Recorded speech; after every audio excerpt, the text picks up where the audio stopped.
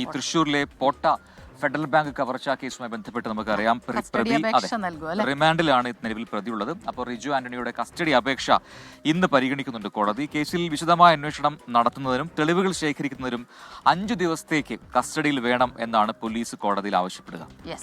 സൂരജ് സജിയാണ് ചേരുന്നത് വിവരങ്ങളുമായി. സൂരജ്, ഈ കഴിഞ്ഞ ദിവസം തന്നെ പറഞ്ഞിരുന്നു, തെളിവെടുപ്പിന് കൊണ്ടുവന്നപ്പോൾ തന്നെ ചില കാര്യങ്ങളിലൊക്കെ ഒരു വ്യക്തത വരുത്തേണ്ടതുണ്ട്.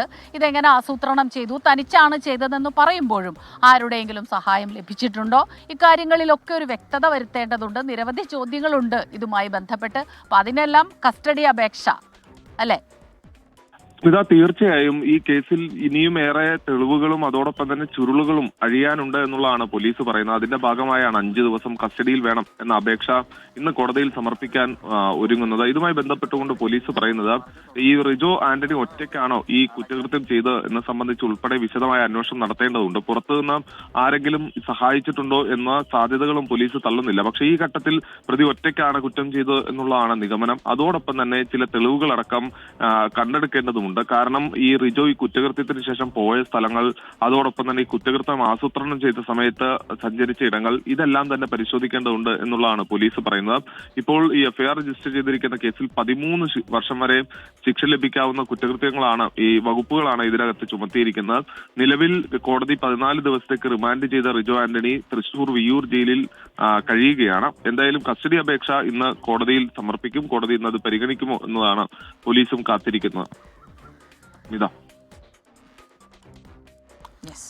സൂരജ് സജിയാണ് വിശദാംശങ്ങൾ നൽകിയത്. റിജോ ആന്റണിക്ക് സഹായം കിട്ടിയിട്ടുണ്ടോ എന്ന് വെച്ചാൽ ഒരുപക്ഷെ ഈ പറയുന്ന നമ്പർ പ്ലേറ്റ് ഉണ്ടാക്കിയിട്ടുണ്ട്, അതൊക്കെ ഉണ്ട്. പക്ഷെ അത് തെറ്റിദ്ധരിപ്പിച്ചിട്ടായിരിക്കാം, ഇത് തന്റെ പേഴ്സണൽ ആവശ്യം എന്ന് പറഞ്ഞൊക്കെ ആയിരിക്കാം.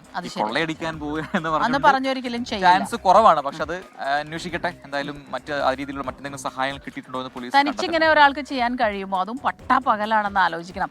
ഇതിന് ശേഷം പ്രതി എത്തിക്കഴിഞ്ഞപ്പോൾ നമുക്ക് ഇതിങ്ങനെ ഇതായിരുന്നോ പ്രതി, ആ രീതിയിലുള്ളൊരു ചോദ്യമൊക്കെ വന്നെങ്കിൽ പോലും തനിച്ചിത് ചെയ്യാൻ കഴിയുമോ, ഏതെങ്കിലും തരത്തിലുള്ള ഒരു സഹായം ലഭിച്ചിട്ടുണ്ടോ? അത് തന്നെയാണ് ഏറ്റവും പ്രധാനമാണ്. ഭാര്യ അത്രമേൽ പേടിയായിരുന്നു എന്നാണ് തോന്നുന്നത്. ഭാര്യയെ പേടിച്ചിട്ടാണ്. പക്ഷെ അതല്ല, ആ പാവം അവിടെ കഷ്ടപ്പെട്ട് ഉണ്ടാക്കി അയച്ചുകൊണ്ട് നല്ല എമൗണ്ട് അയച്ചുകൊണ്ടിരുന്നു. ഓരോ മാസവും 2 ലക്ഷം അങ്ങനെയൊക്കെ പൈസ അയച്ചുകൊണ്ടിരുന്നത്. 48 ലക്ഷത്തിന്റെ കടമാണ് ഈ റിജു ആന്റണിക്കുള്ളത് എന്നുള്ളതാണ്.